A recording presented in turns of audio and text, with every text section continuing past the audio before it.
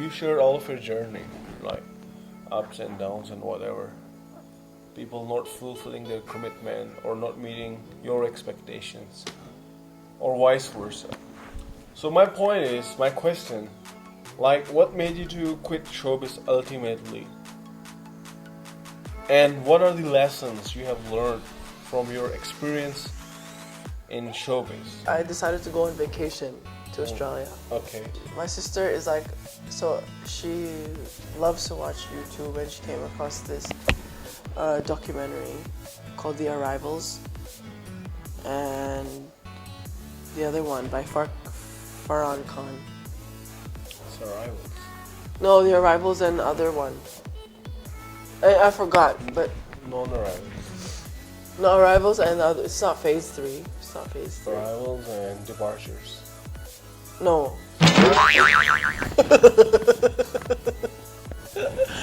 Anyways, there was another one, I just forgot. It like talks about the music industry, about Basso. My mom was also starting to practice, and so after that, she would give me like dawah and stuff about Islam and etc.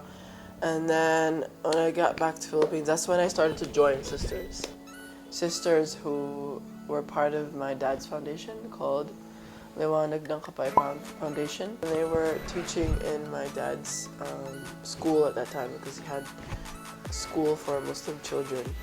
And I would spend time with them, like in between doing workshops.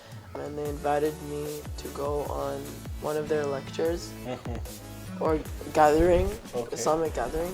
And I learned so much, and because I was so broken, like it spiritually uplifted me.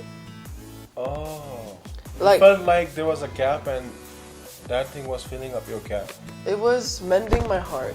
It was mending the pieces back together, and I felt so much peace and happiness despite the fact that I'm going through a lot and stuff like that. So I kept going to their programs. I think it was every Thursdays. Wow. Yeah, and Even in here in Dawa Mosque I go, there's every Thursday. oh yeah, oh, that's right. After Maghrib. That's Yeah, right. yeah, yeah. Okay. And I just found peace every time I went there. It's because, Allah says in Quran, Allah bi zikrillahi tatma'innul qulub. Verily, in the remembrance of Allah subhanahu wa ta'ala, hearts find rest. yeah. In all businesses, no matter what industry, like, you work like a machine, okay? If you keep working like a machine, your spirituality and your heart will become empty. If that's all you're doing, you need to take a break. You need to, find some space to grow, because you can never grow if your environment is always the same.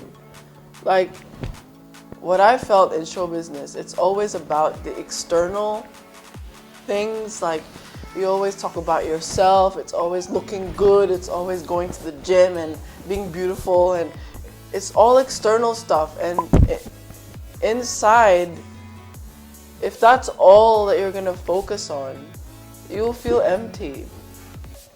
Do you know what I mean? And it felt so shallow that I'm just like a product being sold to everybody. And when you compare it now I am selling clothes and I'm an entrepreneur, it's the same thing. Like, I also need to have a break from it, or else all I'm going to think about is, oh, how many sales will I have today?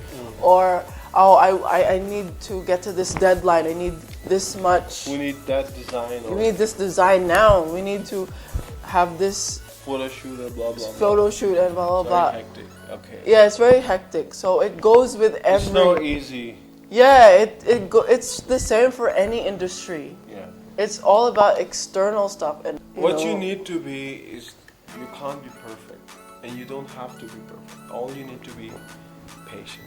Yeah, like whatever industry Field you are working. wherever field you're working on, you need to balance things. You need to have space for your spiritual growth, That's true. for your mental health, your everything, because it's stressful. Yeah. It's very stressful. So you need that space. You need to, just like, for example, in my religion, I don't know for your religion, but we pray 5 times a day. For me, like every time I do salah, like it gives me a peace of mind. Like after wudu, after I do ablution, I just feel so pure again. I was 19 or 20 years old when I left the showbiz industry, and I blamed the showbiz industry. I thought it was the showbiz industry, but it wasn't. I realize now it's not that. It's just life. We are in this world to be tested, okay? We are gonna face trials and tribulations. You're right. It's not showbiz, it's every field. What I realize is that I left show business because I had other priorities. There was conflict between Exactly. my religion and How you have what to I be had, in showbiz. what I have to do in showbiz industry. So some people can do it at the same time. It was a hindrance for me because I wanted to focus on my religion and studying. And you my wanted to religion. have strong connection with Allah subhanahu wa ta'ala. It Yeah. was like a distortion in your connection with Allah subhanahu wa ta'ala. Well, not really, but it was. You can't focus, I understand. Yeah. Yeah. So the thing is, like, as you were saying, life is not all about work and just forget about yourself. And you know what? This is how the world wants you to be, like a robot. Forget about yourself, forget about your relationships, forget about your neighbors. Okay? Yeah. Life is not all about feeding your body or fulfilling the needs of your body. You have to find out time to feed your soul, fulfill the needs of your soul. Yeah. Otherwise, if you're not feeding your soul, you are dead. You're living, you're a live person, but you're dead. Yeah, and I was fortunate because I had a supportive dad who supported my decision. It was easy for me to leave. The good thing Like, is so, he supported maybe you in if- every decision. Yeah, maybe if like I need to earn money, like I had responsibilities, maybe I would still be there because you need to eat. Okay, and maybe if I was still there, what I've learned now as a 27-year-old, maybe I would have learned to adjust to the other side of show business. Like I would know how to handle things properly. But I was fortunate enough that I had parents, that my dad to be there to support me. And I had to think about something that wasn't a hindrance from practicing my religion. And the clothing line was perfect because I was always into, creating, just something to do with creativity. Stylish plus high quality. So after Hajj, I already talked to my friends about setting up my own clothing line. There's not much stuff in the market for Muslim girls, specifically in Philippines. And I wanted to create something that would be stylish at the same time modest. So I was already working. With my friends and with a professional designer. Okay, but that didn't go through because I decided to go back to my studies. So right then and there, I knew I wanted to pursue business.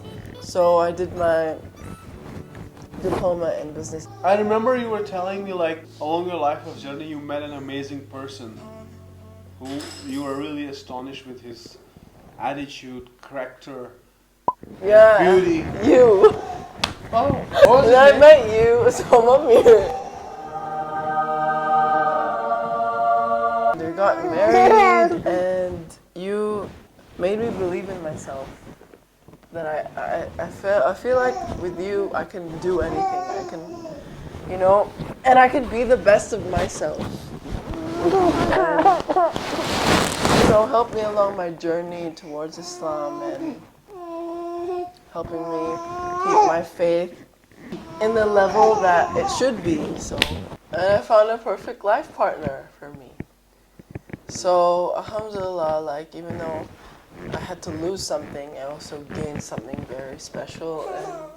And then in 2013, my husband and I started brainstorming on t-shirt designs. I went to market in 2013, I think, and to see people because we started from T-shirts, and I wanted to see people in Lahore, but I got really demotivated because I don't know what to do, like how to start, okay?